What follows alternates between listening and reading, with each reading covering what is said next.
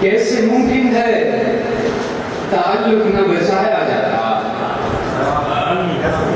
कैसे मुमकिन है ताल्लुक न बचाया जाता?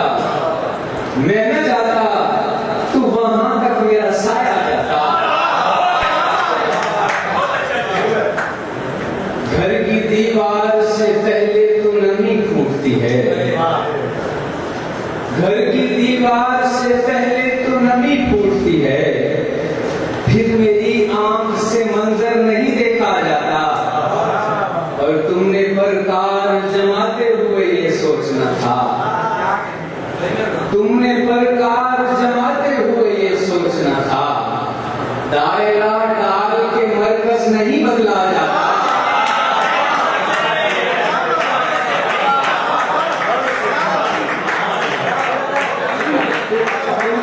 तुमने परकार जमाते हुए ये सोचना था, दायरा डाल के मरकज नहीं बदला जाता। और डोर ढीली थी सो उड़ती रही कुछ देर पतंग, डोर ढीली थी सो उड़ती रही कुछ देर पतंग। अब तनाव है तो पल भर नहीं ठहरा जाता।